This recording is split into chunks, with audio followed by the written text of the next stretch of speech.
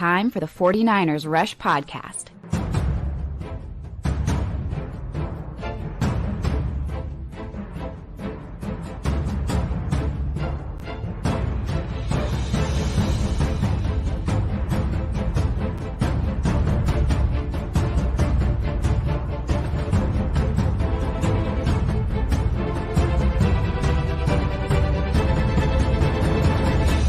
And here's your host, John Chapman.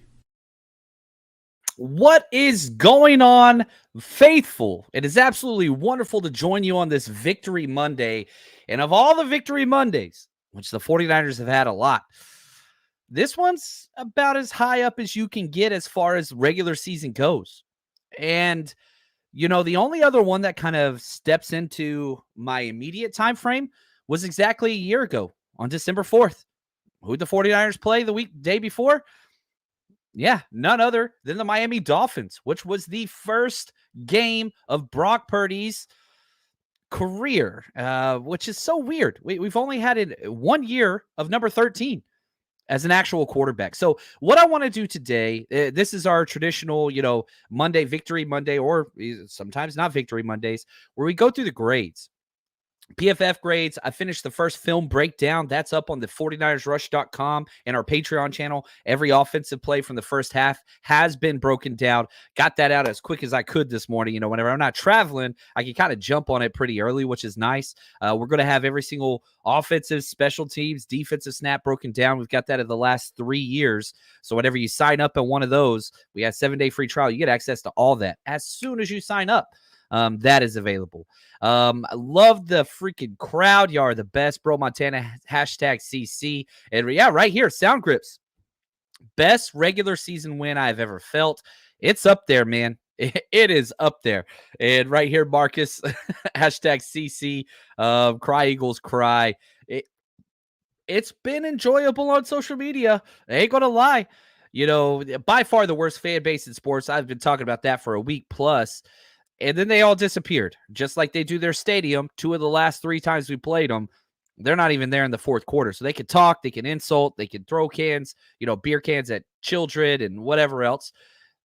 But they sure as hell can't stand around and, be a true fan and support their team when they're going down or when things are bad. So anyway, I love this.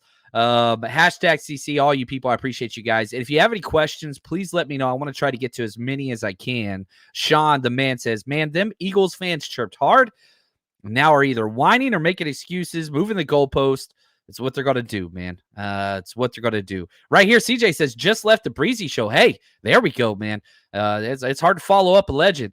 But I'll do my best. Breezy's the best out there. If you haven't checked out his channel, we'll be together tomorrow, 10 a.m. Pacific Standard Time. So come join us right there. Right here, Sean says, I woke up feeling it. Are you feeling it? You know I am. I'm wearing my Jerry Rice homage Blitz t-shirt because I don't know if you guys saw the video. I put it on my Twitter feed of Jerry Rice at the link before the game. Fans are heckling him. Philly. I don't mind heckling. It's one of my favorite things about Philly. Probably the only thing. I love heckling. I don't mind that at all. It's the physical altercations. That's what I don't like. But anyway, Jerry Rice before the game, he's on the sideline at the link, and fans are talking their trash and cussing them out and flipping them off and all that stuff. And all he does is he starts putting on his rings like freaking Thanos. And, he puts his 4 Super Bowl rings on and holds up his middle finger as he walks into this is before the game. Like, the precedent was set. Everybody was pissed at each other, trash talking both sides. And we got the legend, the GOAT, comes to the sideline with all of his championship rings, flipping the fans off. Whew. You get him, Jerry. You get him, Jerry. I loved it, man. So I'm feeling it, Sean. I'm with you. What's up, Coach?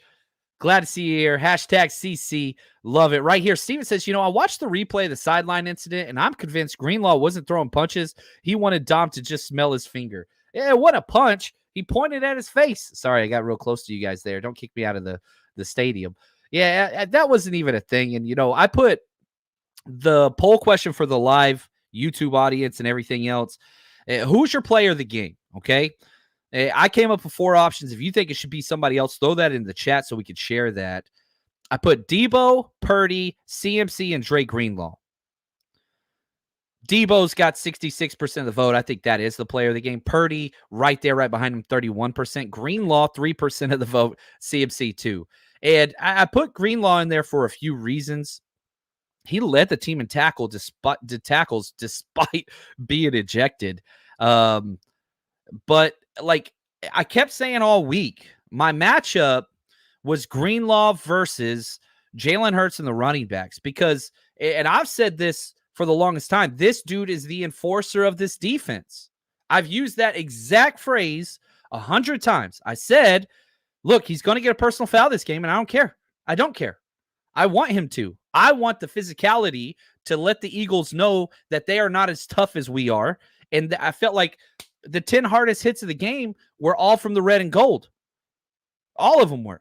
Now, after the game, and I got to say shout out to the beautiful Juan Salas for getting these clips up, listen to Nick Bosa explain the positive and negative. Now, I'm not happy that Dre Greenlaw got kicked out, and I think, pointing that dude's face, that was not intelligent, whatever else. But you got to put it all into context. You can't look at that single incident. You got to look at it all. Listen to Bosa talk about it. I definitely don't like when other people get involved. I don't know exactly what happened. Dre has been really the enforcer for this defense since we got here in 19, and that's what makes him who he is. So we're not going to knock him for being that. But in that situation, he knows he can't do that, and it was a perfect learning lesson at this moment. Down the road, I don't think he'll make that mistake again. Dre has been the enforcer since I got here in 2019.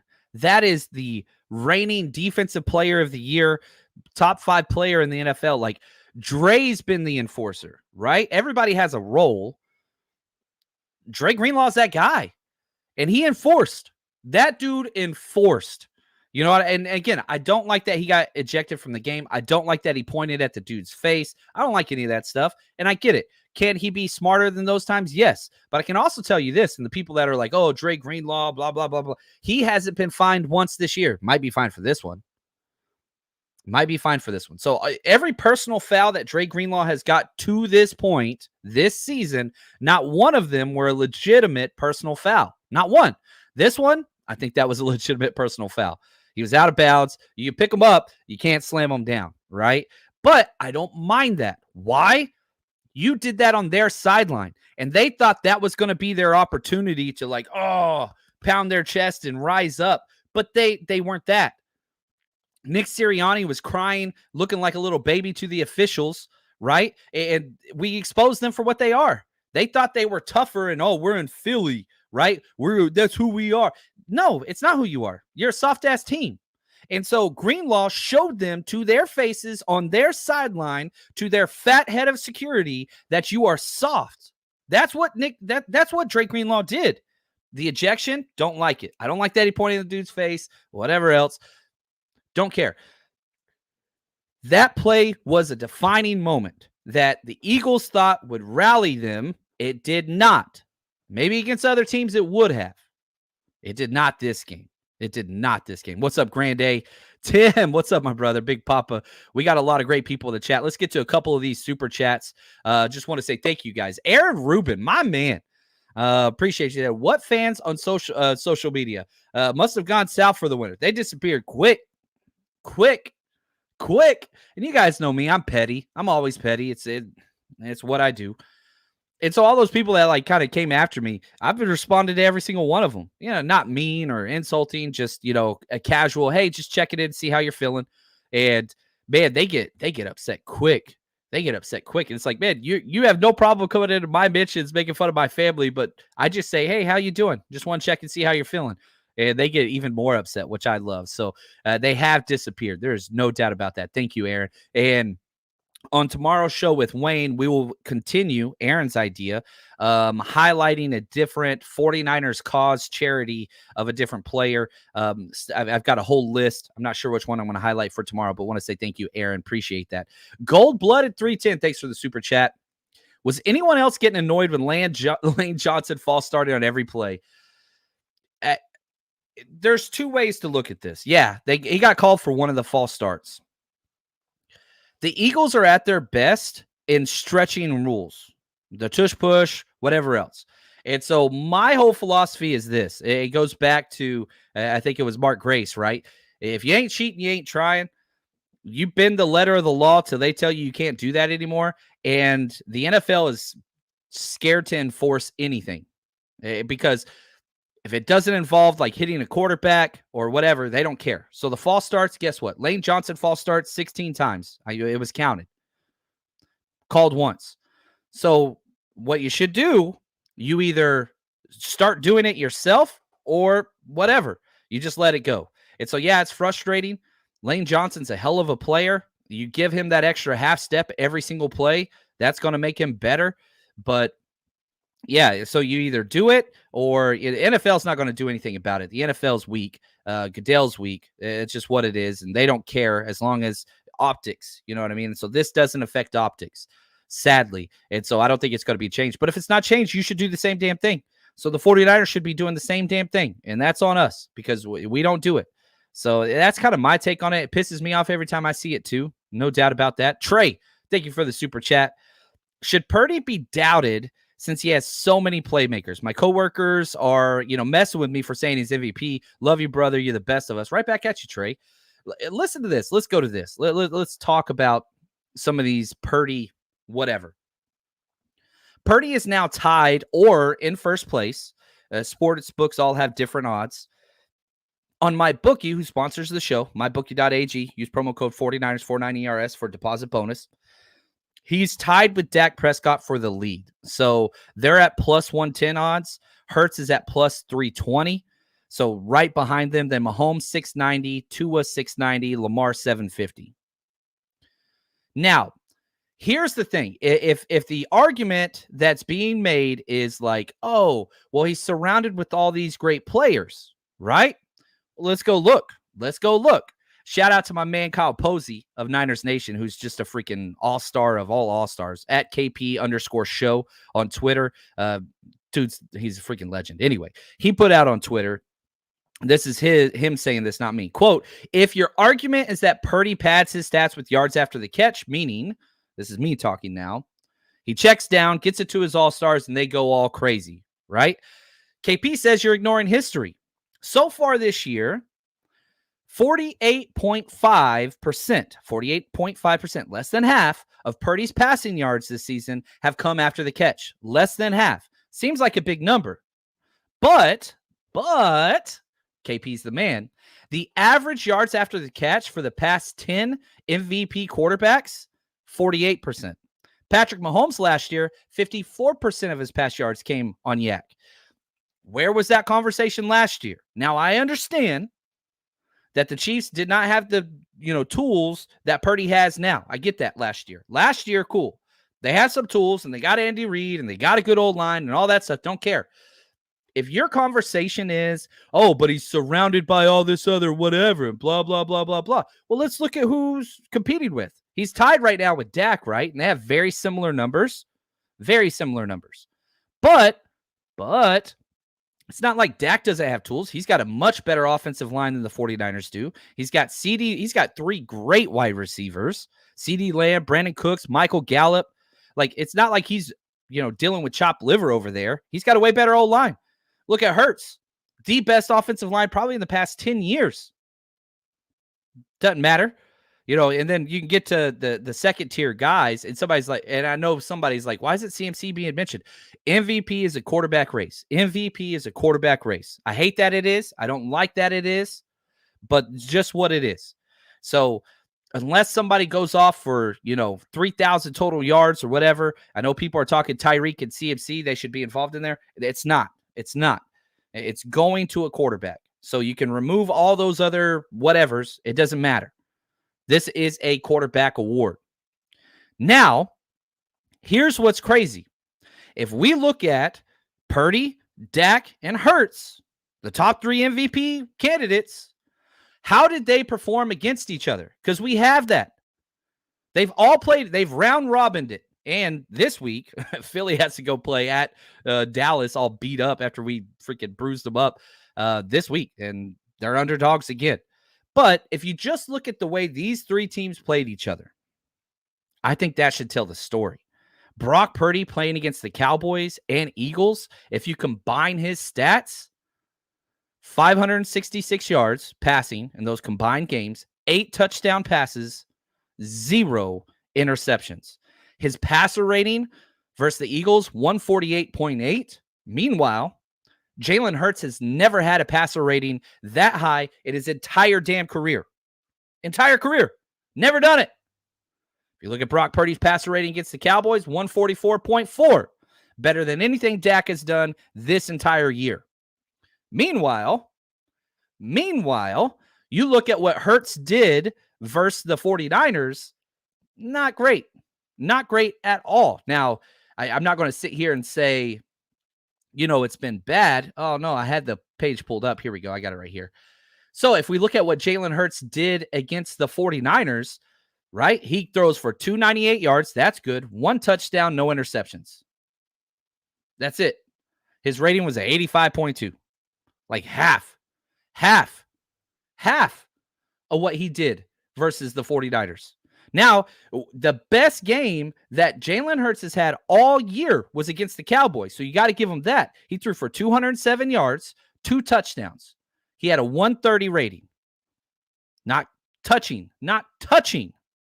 what Brock Purdy has done in those same matchups. Now, okay, cool. Let's look at Dak Prescott, right? What did Dak do whenever he played against the 49ers? 153 yards, 1 touchdown, 3 picks. He had a 51.6 rating. Not good. What did Dak do whenever he played against Philly already? 374 yards, 3 touchdowns. He had a 115 rating. Got sacked 5 times. That's a good game. So good, not on Brock's level. Not on Brock's level. It's not even close. What Brock is doing is different than anybody else in the NFL. And you can attribute that to all the other players. Don't care. This is just a different freaking team. It's different. And, here, let's listen to Shanahan talk about how they played. I thought the first play just, it's hard when someone gets tipped. I'll see the play, and the penalty wasn't him. The loss of run wasn't, but we had some tough third downs there. I know he had a chance on Christian, but I think he had to get rid of it a little bit too early, so that ball sailed on that 3rd and 9, I think it was, or 3rd and 11. But when our whole offense, everybody settled down, which included Brock too, myself, and I thought he played a hell of a game. And so, Brock goes off. Look at the damn numbers. 19 of 27, 314 yards, 4 touchdowns, no interceptions. 2 sacks for 4 yards. Both of them, he was scrambling forward, got tripped up, what it was. Just good Lord. I don't know what else to say. Just besides, these 3 teams and players have played against each other now. And the best performance and the second best performance out of all, 6, I guess there's 6 performances, right? Because each one of them played twice. There's 3 of them. The first and second performance is Brock Purdy. That's it. It blew both their teams out. What was the combined score? We scored 84 points against these 2 teams combined. Come on, man. Yeah, it's not even close. And Brock was the best one every single time. I'm pumped up, man. And I love everybody coming out. Matthew says, what a great win for the faithful. Yes, I love this. Rick says, man, good morning. We got a long way to go. We got to take 1 week at a time, but we got to win all these games. Yeah, it's not even close to over, and you take this. Look, this was the gauntlet, right? Seattle, Eagles, Seattle. That would determine the NFL season for the 49ers. How are those 3 games going to go? Well, I pulled this clip from a couple weeks ago. They asked Fred Warner, seems like you're blowing everybody out, but there's no way you're going to be able to do that against Seattle, Eagles, Seattle. Here's what Fred Warner had to say. This was before the Thanksgiving game. I mean, the goal is always to blow them out. But hey, you talked about it. We got some great opponents coming up, but none bigger. That was before Seattle. What'd he do? He blew him out. Who's the best player on the field? Probably Fred Warner. What happened at Seattle or Philly? Going to their house, blow them out. Now you get to stay home and play Seattle, who's coming off 3 straight losses. 3. I mean, they're not even in the playoff picture right now. Look at this. This is over on CBS. They do the, playoff pictures and all that stuff. The current matchups, if the playoffs were to start today after week 13, Eagles are still the 1 seed. We own their tiebreaker. So if the Eagles lose one more and we all tie records, we pass them. We're also past the Lions, who have a 9-3 record, because they have the conference losses. We do not. So right now, Eagles get the bye. The 4-5 matchup is the Falcons versus Cowboys. The 3-6 is Lions versus Vikings. And the 2-7, 49ers versus Packers. We get to host the Packers. So, yeah, shout out to the Pack. They're making a nice little stretch there. And if we look at just the standings as a whole from an NFC standpoint, good Lord, another big week. Philly's playing, at the Cowboys, which is going to determine not only the 1 seed, but the NFC East. Whoever loses that is probably going to be hosting or probably be, visiting as a wild card team in the playoffs. They're going to be traveling. 49ers aren't traveling. We've won our division. Not officially. The division's done. You win this week, it's completely over because the Rams have surpassed Seattle, neither one of which are in the playoffs. Rams are 6-6, Seattle 6-6. But Seattle's 1-3 in the division. 1-3. They got swept by the Rams and we beat them. So, even if Seattle did find a way to beat the 49ers, which is not out of the realm of possibility, it's a divisional game, whatever else, they got extra rest, whatever, it's division. But even if they were able to accomplish that feat, which I don't think they will, they're 10.5-point underdogs already on my bookie. That's a huge, huge, huge spread. But what I want to say is this. Even if the 49ers did somehow lose to Seattle, Seattle can't catch us because their division record is so bad and we beat them. So even if they beat us and we split the head-to-head, we win by division tiebreakers. So they'd have to have a better record than us. How do they go from 6-6? There's no way in hell they're getting to 10 wins. There's no way Seattle's winning 4 out of their last 5. Are you kidding me? That ain't happening. If we look at, I want to pull up because their record or their schedule is tough, man. TUFF. So here's the schedule for the Seattle Seahawks. They play against the 49ers this week, which we're going to be there tailgating. I'm super pumped. Hopefully you guys come out with this in the blue lot, 49ersrushroadtrip.com. Then they play the Eagles. Then they travel at Tennessee. Then they play the Steelers. Then they play the Cardinals, who are now playing some good football. You think they're going to go? You think they're going to win 4 out of 5 games? That ain't happening. If the 49ers won 1 game, we still win that tiebreaker, right? You see what I'm saying? So that's not it. Now, if we look at the Rams, who actually have a more legitimate chance, just if we're looking at schedule-wise, rankings-wise, rankings not really, but record-wise, they've got at Ravens this week. Yikes. Washington, Saints, at Giants, then at us, the last game of the season. So theoretically, the Rams have a better shot. They're a tiebreaker out of the playoffs. So we'll see what happens. The Rams could make the playoffs. If I'm going to be for honest, I think they have a better chance than Seattle. I don't think they're as good a team as Seattle, even though they beat them twice. But we'll see what happens. They're dealing with some injuries as well. But when Stafford can play, he covers up a lot of that. And no doubt about that. So I don't know. You look at just where everything is from a standpoint of just, the record, the playoffs, all these different things.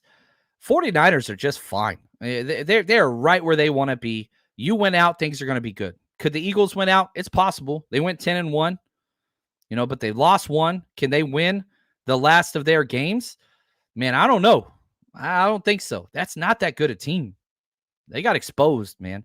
Still looking. Thanks for the super chat. Says, what's up, Chapman? Just showing some victory morning love. Bang, bang, Niners. Did the damn thing. Yes, they did. Yes, they freaking did. Whew. I freaking love it, man. And so with that being said, let's transition. Let's talk some of these grades, okay? We're using PFF just as a launching point. It's not set in stone. It's not, I guess their numbers are set in stone, but it's not the end-all, be-all. If we look at offensively, the top 5 players, number 1 was Deebo Samuel. He was awesome. He had an 86.1 grade. We look at his stats, 3 rush attempts for 22 yards and a touchdown. He averaged 7.3 yards per carry. That's incredible. 4 catches on 4 targets for 116 yards, 2 touchdowns. 3 touchdown game. After talking that trash, he backed it up. After talking that trash, he backed it up. And that's what's up. Deebo was just unbelievable. What's up, Kenneth? He says, I saw the breakdown notification pop up. It was like, John is on it this morning. I'm not traveling. And so I'm not on a flight. And so I was able to, kind of be home, woke up early, got the film, got the scout from my scouting buddy, got it up early. Hopefully you guys enjoy it. Sean says, Deebo easily in my book. Yeah, Deebo needs to go to his dark place. It's different. What's up, Kim? How you doing, brother? Hopefully things are well. I love the new updated logo. That is awesome. That is really, really cool. Oh, we got another super chat, man. Appreciate this one. Thank you, Josh. He says, let's go. So pumped. Started a group chat for all my Eagles fans, friends. Oh, I'm letting them hear it. That Purdy jersey is 2-0. Gosh. How cool is that, Josh? Appreciate you. Thank you for your generosity. And talk that trash, man. I've been talking trash nonstop. And the thing is it always going to be like this? Are the Niners going to win out and win the Super Bowl? Probably not. I think there's probably a loss somewhere in there, but I wouldn't be shocked if they won them all. They're the best damn team. Anybody comes out right now saying the 49ers are the best team in the NFL, they got agendas, because you had Philly number 1 forever, and they just got the floor wiped with them on the road. Everybody want to talk about Dallas. Yeah, 42-10, baby. So maybe you want to put the Baltimore Ravens up there, but hey, we got a Christmas present for them too, and we'll see how it goes. And so I feel, I feel good about where things are. I like this. Chewy says, no, I have no issues with Greenlaw. Love how he plays. You got to stick with that. And Chris says the Diamador Lenore hit on Swift was brutal. I even felt that. I saw somebody on Twitter said he knocked the Sonic rings out of him. I need somebody. I need somebody to like edit that. Maybe I should talk to Juan about setting that up to where he gets hit and the Sonic rings all bust out and you get the sound effects. I don't know how to do that stuff. I'm not that cool, but yeah, it was awesome. Sid, what's up? After that security guard pushed Greenlaw first, Greenlaw put his finger in the guard's face. Should not have been ejected. Nah, that was a weird one. I hated the way they handled that, and we'll it's what it is. Now, back to the grades. Deebo was number 1. CMC was 2 with an 85.6 grade. Look at the stats of CMC. 17 rush attempts for 93 yards. 0 rush attempts, 0 touches first 2 drives. But then you score 6 consecutive possessions, and guess what? CMC touched the ball on pretty much all of them. That was huge. 1 touchdown. You look at 3 receptions on 4 targets for 40 yards. So you're talking about somebody that's, 123 total yards. And more important than that, I think this is huge. Shout out to my man Eric for making this graphic. He runs our Instagram, crushes it. Christian McCaffrey now has over 1,000 rushing yards. The first player in the NFL this year, and the only player in the NFL currently with over 1,000 rush yards.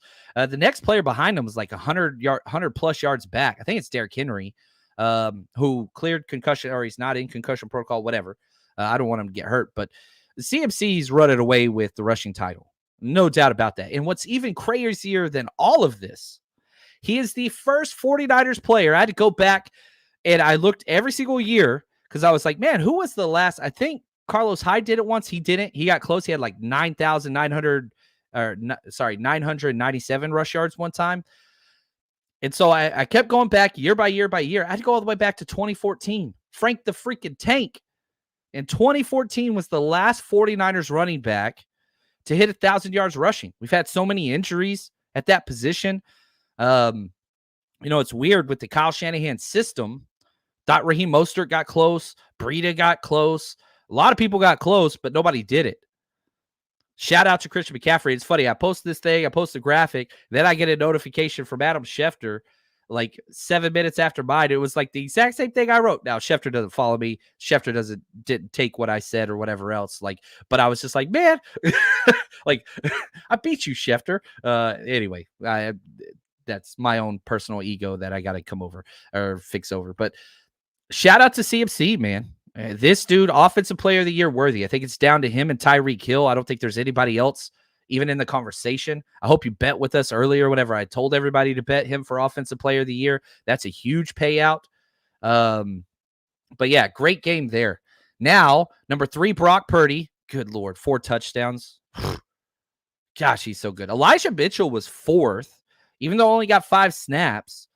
Mitchell gave some good snaps. 3 rush attempts, 13 yards. 4.3 yards per carry when the game was over. But that's that type of closing mentality, putting away a team that is beat. Ayuk was 5th. Jalen Moore got 4 snaps. He was 6th. George Kittle 7th. Juwan Jennings 8th. That's what that looks like. And Aaron right here, he says, Juwan air holds sweat. They pick on smaller guys after the whistle. We are not the same. Yeah. Juwan Jennings was bullying people out there, man. I finished, the first half film breakdown offensively. Jennings was blocking. He's not the best route runner, but on third down, he's pretty good. His timing with Purdy's off, but damn, he is a blocking fiend. You know what I mean? And I love that. RTP, what's up, my man? Says security is always everywhere. You just don't know their security. There we go. I like that. The shot says stay petty. I'm not changing. It was funny. Like, people were calling me to get fired, Eagles fans, for me saying that they were going to lose the game or whatever. I don't know why. But I was like, man, I ain't going to fire myself. I like my job. I'm my boss. Chapman Media, sorry. The evaluation has been performed. We approve John Chapman's work ethic or whatever, his pettiness. Thomas says, Greenlaw is an absolute savage. Absolutely the spark that lights the gas. I love that, man. Yeah, I don't know. Everything just feels good today. Coffee tastes better. Breakfast was better. You look at just what this team is putting up. And I've been saying it all year. This is a special team. This is a special time to be a Niners fan. And in the offseason, whenever there's not that much stuff to talk about, I think there's a lot to talk about. But I understand people are going to direct things to arguing and clickbait stuff because that's how they generate their income, and fans take that and run with it and start to tear at each other because they don't have anybody outward to focus on. And I hate that time period. But I just feel like this whole setting, for those of you that have been Niners fans for a while, you've been through some things. You've been through Chip Kelly. You've been through Tom Sula. You've been through Derek Erickson. Singletary, who had some bright spots. Man, there was a time period where Blaine Gabbert was our damn quarterback. I hate Blaine Gabbert. I hated those games. I couldn't stand it. We are in a special time. We have been since Shanahan showed up in 2019. Well, he showed up in 2017, but from 2019 on, this is some of the most dominant football 5-year period across NFL history. Haven't got the bowl yet, but you can't tell me it's not coming. Maybe it's not this year. Maybe something happens, an injury or whatever else. I have the utmost confidence in this coaching staff and this team as a whole to figure it out. And yeah, we probably should have already had one, but can't do nothing about that. All we can do is move forward. And I truly feel this is a special year. This should be enjoyed. It should be enjoyed. Tim, my man, says, not sure I've ever seen a team start so badly on offense then have such an incredible overall game. Yeah, it's like the Dumb and Dumber, right? Just when I thought you couldn't do anything worse, you go and totally redeem yourselves. Anyway, yeah, it was crazy, man. It was just that turnaround. Back-to-back 3-and-outs to 6 consecutive drives with a touchdown. Right here, Tim says, can we add Greg Olsen to the list of terrible commentators? I'm going to say this. I really think that Greg Olsen can be one of the better commentators, But at times, whenever he makes his predictions, I don't know if he's betting on the games or what, he is one-sided in his reporting. And you heard that for 3 quarters. That dude he thought the Eagles should have won, and that affected the way in which he called the game. And then when the game was a blowout, he was like disappointed that the team he thought was going to win lost. So I actually think Greg Olsen can be a good commentator. I think that he's talented, but he just can't let his bias go in the fact of, man, he thought the Eagles were going to win. He stood on that, and then he called the game to affect that. We all bring biases in. I get that. But, yeah, that was awful. And I like Greg Olsen as a reporter or as a commenter. But, yeah, that was a joke. Like, it was just like 10 times in a row over the span of like 2 quarters where it was like, dude, every judgment call, he was like throwing shade on the Niners and talking about how great the Eagles were despite them getting blown out at home. And like every call was like, oh, yeah, he just sided with the Eagles on every damn play. It was frustrating. It was definitely frustrating for sure. Big Papa, what's the record of teams that played the 49ers the previous week?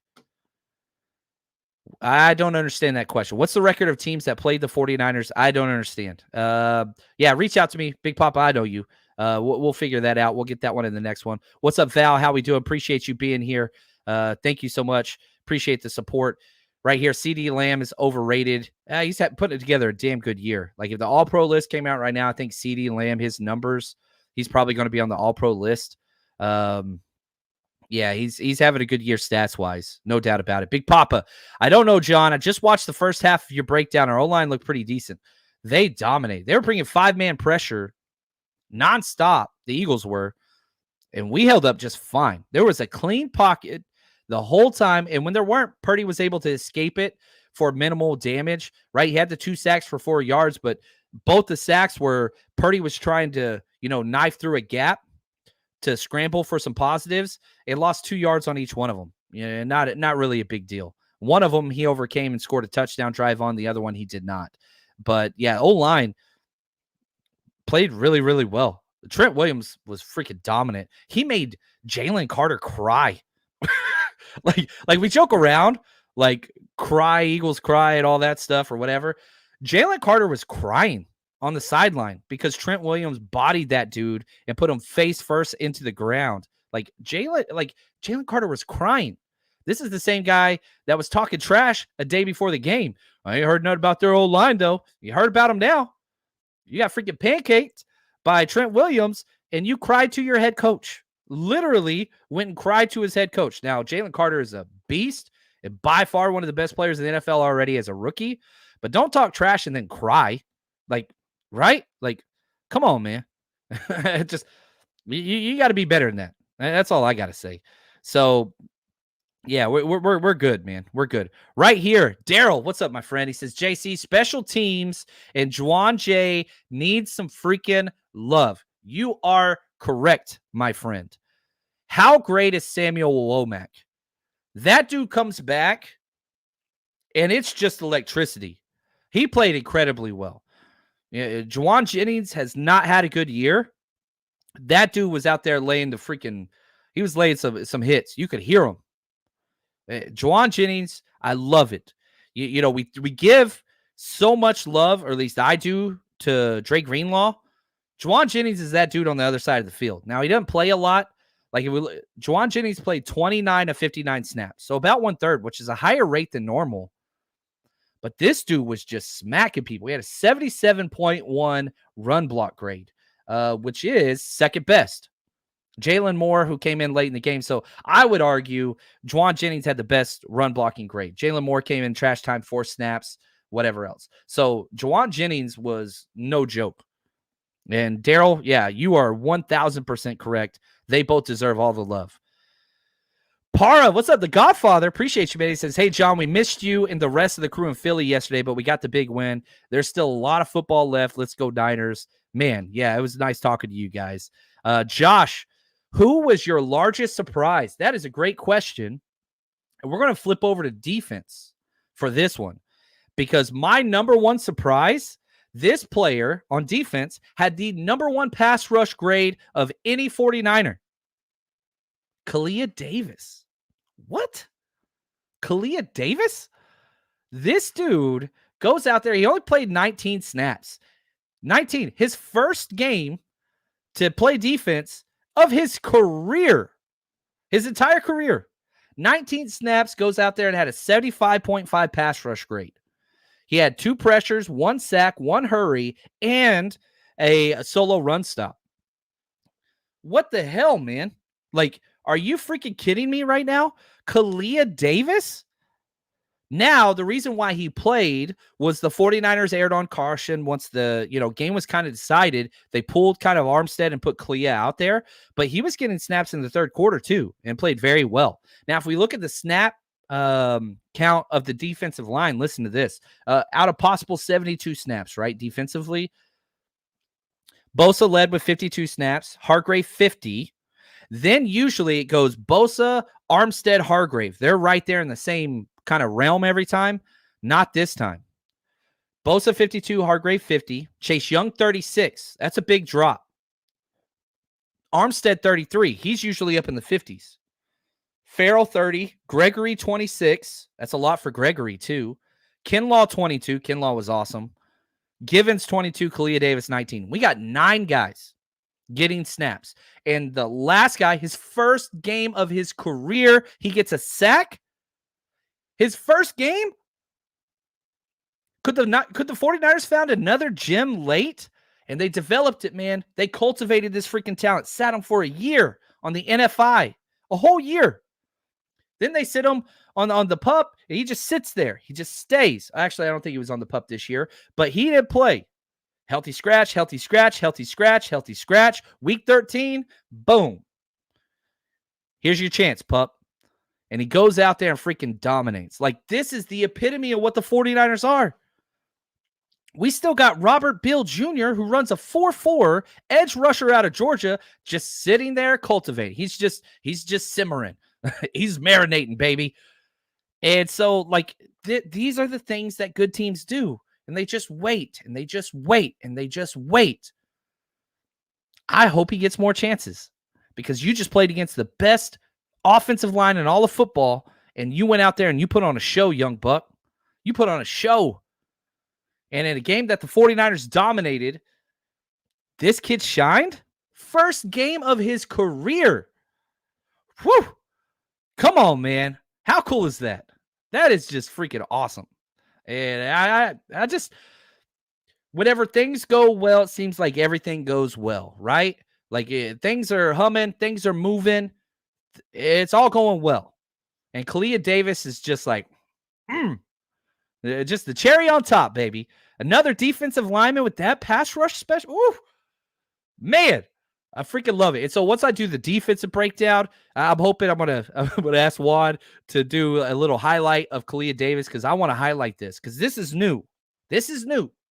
And so you asked me, biggest surprise. Yep. None other than Kalia freaking Davis. Man, number 93 out there. How cool is that? Now, before we go through the top grades, man, I hope you guys are betting with us. We just keep freaking adding to our bankroll every week. You know sports and you pick winners all the time. So why not get paid for them at MyBookie? MyBookie has the biggest online selection of odds, contests for all your sporting and betting needs anytime, anywhere. You can bet on NFL, NCAA, or this is pretty fun. I love this. You can bet for the fences buy on the all new money bag. So what happens is you go, it's a one-of-a-kind type of opportunity. You just place your bet, spin the wheel, and you get ready to score epic odds on teams, athletes, events, all those things. It just increases those. So it's like a bonus spin to give you even better payouts and better odds, better chances to win. All you got to do is sign up for free today. Use promo code 49ERS or scan the QR code next to me, and you can claim a deposit match of any amount up to $1,000. Again, that's promo code 49ERS to claim your deposit bonus. It's not just a sports book. It's a community. Bet anything, anytime, anywhere with MyBookie.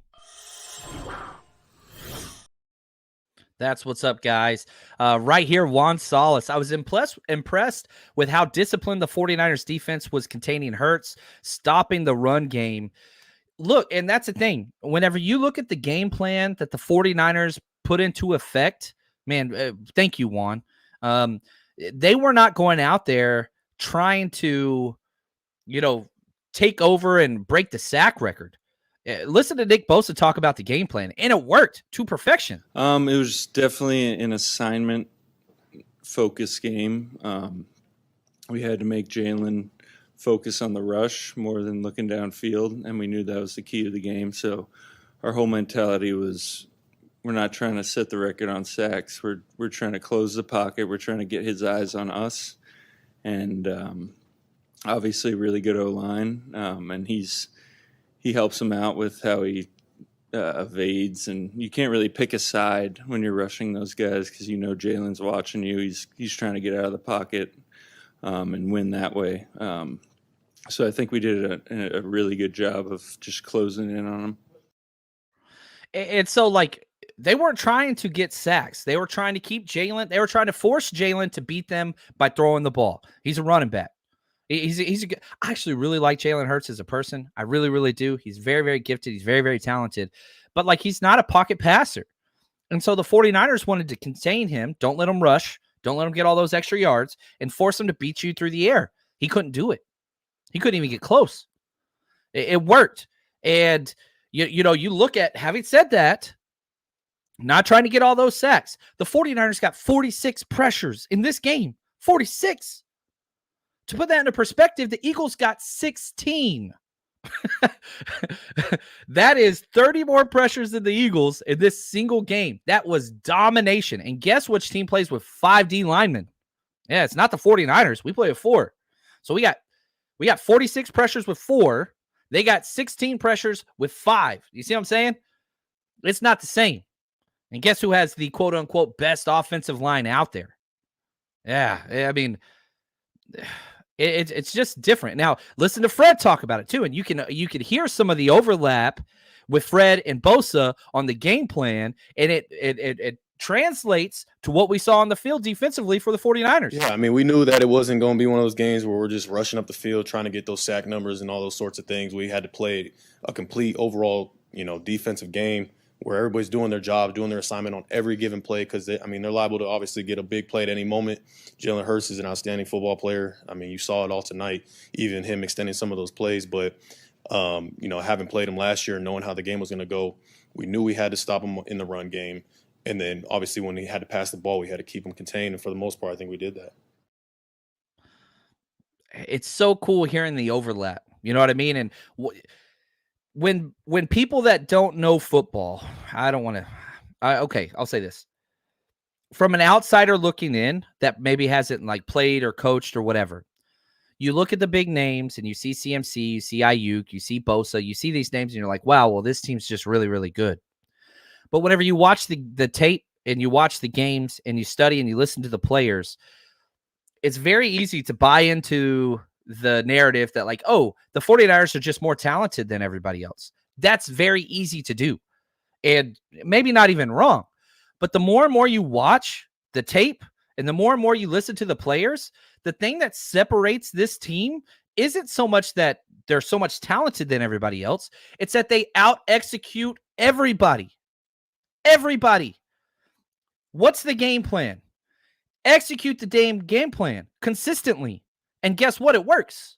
And so, is Brock Purdy out there scrambling for his life and throwing off the back foot, 40-plus yards all the time? No, he does have those plays, but that's not the way in which this team wins. The way in which this team wins is a well-oiled, well-defined machine where everybody knows their damn role, and you execute your role. That helps the piece next to you. The sum of our parts is greater, right? And that is what you continue to see. So the talent is there. I'm not saying the 49ers aren't talented. That's not the argument. The argument is what makes this team the best team in the NFL? There's lots of talented teams out there. It's the execution. It's everybody does their role better than other teams do. We out-execute. When we destroyed the Seattle Seahawks, and Pete Carroll after the game said they didn't do anything special. They just executed better than we did. He was not wrong. He wasn't. I hate Pete Carroll. I can't stand that man. But he was right, and he knows football. He's a damn good coach. Not against 49ers or against ethics committees, but he knows football, right? Now, keep that argument, right? Those two things that I just put out there. Now listen to Kyle Shanahan, the head coach, who comes up with this game plan, explain why he was impressed with the defensive line. Oh, a ton. I mean, it goes against everything in those guys' DNA and their coach's DNA. Everything. Those guys want to tee off and go rush the quarterback every play, but and they did at times. But you got to know who you're playing and the style of how that team beats people. And I thought our guys were very disciplined today, as disciplined as we have been that I can remember going against a mobile quarterback. And he still made a ton of plays like we knew he would. But our guys just kept rallying, and I know they covered a lot of ground out there. I was glad we got some extra guys up to rotate. And again, I'll watch on the plane, but I was really proud of those guys. The discipline, going against what you feel is right, you know what I mean, or easy to get upfield and get that sack. So cool, man. Now, if we look at the top 5 PFF grades defensively, Fred Warner was number 1, 90.2. And it's weird because you don't remember a lot of like freak, absolute stud Fred Warner plays. He was just so consistently great. He was so great, man. I don't understand how this dude's not getting the mentions into Defensive Player of the Year with how consistent he has been. You know, the opening part of the year where, you know, Nick Bosa maybe wasn't doing great, or, you know, the corners maybe weren't doing great or whatever. Fred Warner has consistently been great. Game in, game out. He has been his best at the biggest games this year, and it's just been consistently amazing. I mean, he's a lock for all pro, but that's not enough. That's not enough. What 5-4 is putting out there, it's not enough. This is Defensive Player of the Year, absolute beast. Fred Warner is, he's the best linebacker in the game. That's simple. But good Lord, you lose, you know, you're Robin. He's Batman, right? And Oren Burks comes in, plays great, by the way. I love Oren Burks. But golly, Fred Warner, just everything is him. He's the glue. He's the CMC. You know what I mean? Gosh, he's so good. We are going to look back. And, you know, in the offseason, I love offseason because I get to go straight nostalgia as much as I want to when there's no new information out. And, you know, we debate top 5 best linebackers, best to wear number 54, you know, all this stuff, whatever else. We are now in the realm where we are going to have a very difficult conversation on who the 49ers best linebacker is all time. We're in that.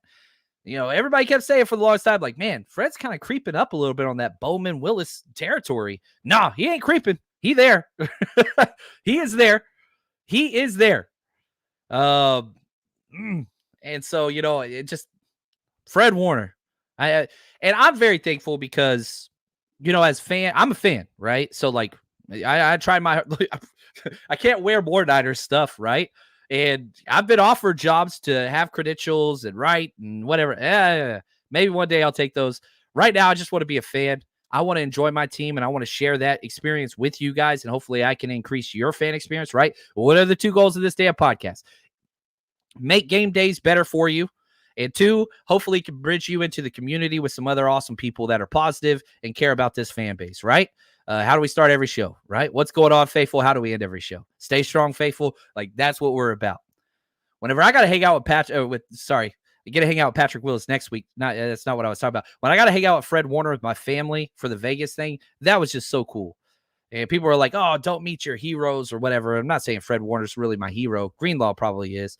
It was just cool because you see somebody on the field and go out and do all these things, and then you meet him, and he's an even better person than you ever thought he would be, and like spends time talking to your son after he's already been paid for the time he's been there. Like, that's just cool as hell.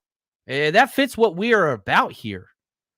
And I just freaking love this dude. He's in the conversation of the best linebacker in 49ers history, which is crazy because right now, as we speak, Patrick Willis is a semifinalist for the Hall of Fame.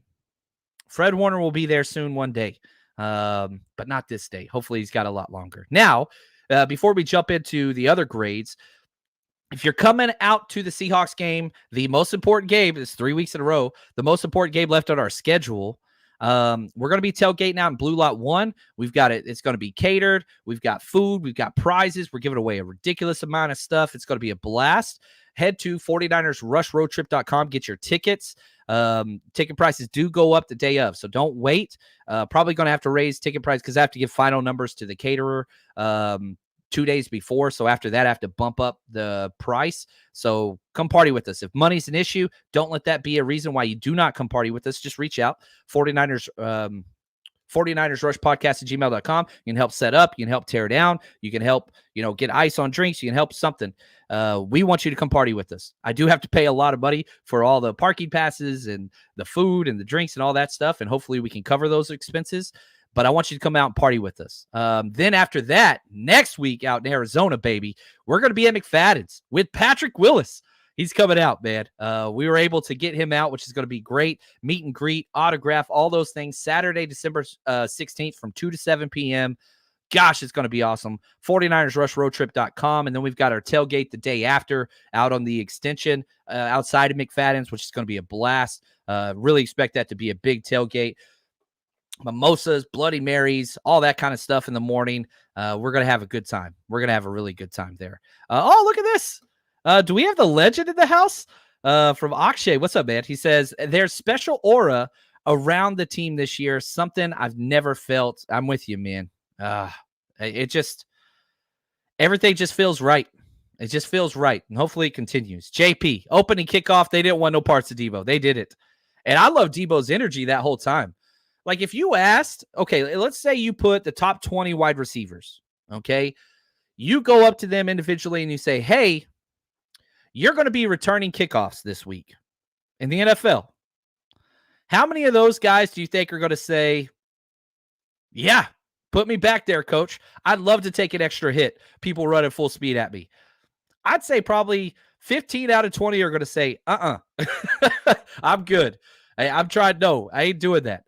But listen to Kyle Shanahan talk about Debo. This is hilarious to me. Not really.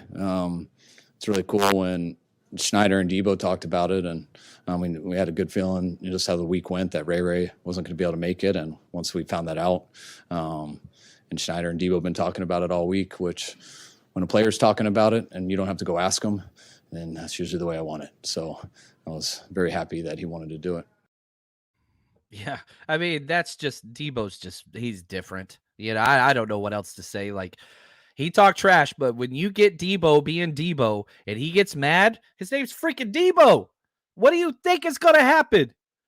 Do you not know? Like, I just don't understand. Why would you poke the bear? Why? The dude scored 3 touchdowns on you and waved goodbye as your fans walked out of the stadium in the fourth quarter. You got what you deserved, man. You tried to flex on him, and it didn't go well. You lost your chain. He took your chain. He's like, my mama gave me that bike. Anyway, yeah, I mean, that was awesome. Debo almost broke that one, too. He got shoelaced. Yeah, I didn't mind having him back there. I would prefer it be Ray, but hey, you go to a clutch game. Yeah, you want momentum. I loved it. Now, Fred Warner was the number 1 player defensively. Number 2, Nick Bosa, 85.6 grade, 8 pressures. Gosh, he was good, man. 3 solo stops. I don't know why people don't talk about how great Nick Bosa is versus the run more often. You look at run defender grades, Nick Bosa was number 1. Number 1. Now, not only was he number 1 for the 49ers, he would have been number 1 for the Eagles. In fact, he might have the highest run defense grade of the entire NFL this week. Bosa can win any way. Offense, pass rush, run defense, doesn't matter. Bosa's just that damn good. Greenlaw was the 3rd player. He played 39 snaps out of 72 and still led the team in tackles. That's why I put him up there. Right? In the poll, like, won the enforcer, but damn, he's good. Now, going back to the poll, it's got, 170 votes. Debo, 61% player of the game. Purdy, 30. Greenlaw, 5%. CMC, 4. That's all. But yeah, Dre Greenlaw goes out there, led the team in solo run stops, no missed tackles, led the team in assisted tackles, and was second in solo tackles. Jair Brown was up there actually for solo tackles. He had 6. Whew, led the team. But Dre Greenlaw did that in 39 plays and had an 81.6 coverage grade. He had the second highest coverage grade. You know who had number 1? Fred Warner. 2 highest coverage grades for the 49ers, both linebackers. I'm worried about the screen game. Sorry. I know some of you guys have said that, but that's like me hearing the voice of public opinion that, drives me crazy. Like, like, come on, man. Have some faith in our studs. You know what I mean? Whew. Man, get those shoulders loose. You know what I'm talking about? Now, Dre Greenlaw was 3rd, Hargrave 4th, Kalia Davis 5th, Javon Kinlaw, baby. Sorry if that was loud.